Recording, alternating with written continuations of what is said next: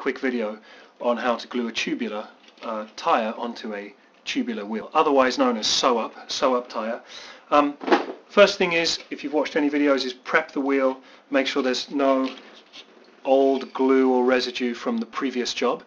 I'm using rim tape. Highly recommend tape and not glue. You can watch videos and read forums about this. I've done both. I have both, and just having got the previous tyre off of this rim so that I could do this job, it was extremely difficult. This glue is exceptional. This tape is exceptional. One thing to note, there's two types of tape, one for carbon wheels and one for alloy wheels. The alloy one is significantly cheaper, and just, I don't know if there's really much in it, but you know, if you have an expensive set of carbon wheels, you should probably just invest in the tape that's built for carbon. Idea being that it doesn't then pull off the layers of carbon when you're done. So start with a clean rim. Start to put the tape on one side of the tape all around the wheel, and start right at the hole where the valve is. I'm really right on top of it here. I don't know if you can see that.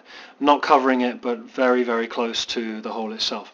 And as I go around, I'm just doing a chunk at a time, and I'm kind of pulling it tight, stretching it, and then I'm making sure that down the center of the rim it's all stuck down nice and firm. I'm going to do this all the way around to the other side of the valve hole, and then I'm going to cut the tape right just on the opposing side of the valve hole right here. So I've gone all the way around, and in doing so it was a really good chance for me to check the rim, check for delamination, check that everything is clean, and I feel pretty good about that. Next step is put the tyre onto the rim and pump it up so it's nice and tight. You haven't taken the glue off yet, you're just putting the tyre on with this with the plastic cover, just so that you can really compress the tape into the rim and have it seat properly, and you want to pump it up to pretty high pressure. Now I can't do that right now because this tyre didn't come with a very long valve, so I need to first put a valve extender on so that I can actually get to it once it's in.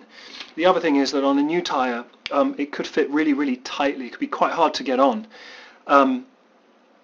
Some people like to pre-stretch their tubular tyres. I try not to.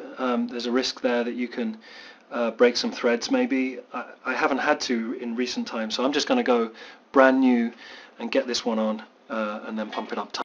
In the valve extender piece, all you need is this little tool here, which should come in any pack of valve extenders that you buy, and a valve extender. You don't need the valve because that's already here available in the new tyre that you have.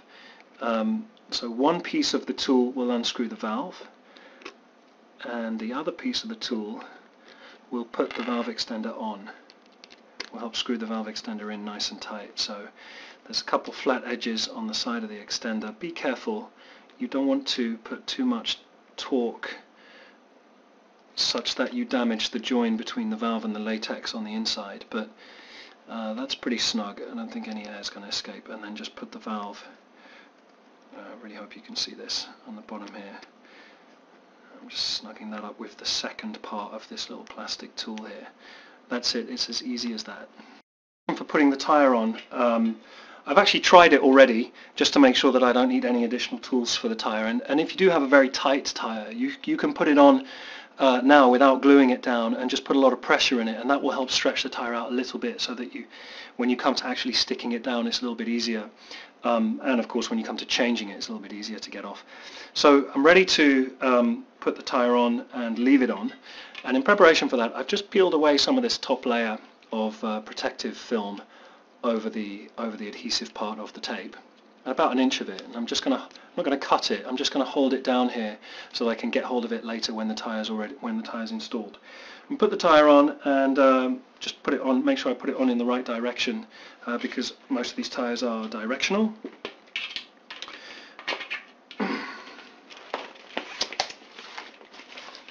With my little tab of tape sticking out.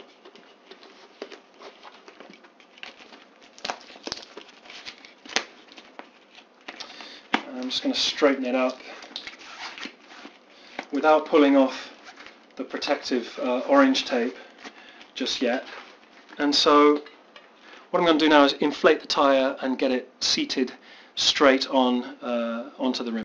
A little bit of pressure in, and I can see that it's sort of, the tire's all over the place. So I'm going to manually adjust using the tread pattern on the top to get it basically looking straight, and then I can spin the wheel and have a look down it and just see if the tire is on.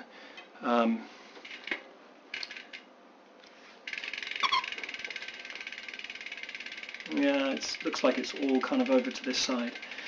And the other helpful thing about most tubulars is that you have this tan coloured fabric layer underneath, which you can use to compare sides. So you can see that there's a lot showing here and not much showing here.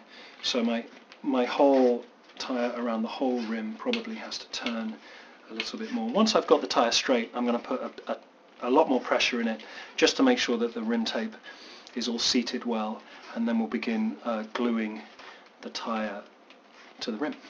In the tire does actually help you to get it seated and straight. So I'm at like 120, 130 psi, and I feel that we're pretty much there. And as I said, this is also helping to seat the tape properly onto the rim before we, on the underside, before we get going with the top side. And my little tab is still sticking out here. So now I can decrease the pressure again, not completely, but down to, I don't know, 40 or 50 psi. Let's see. Really, you just need to go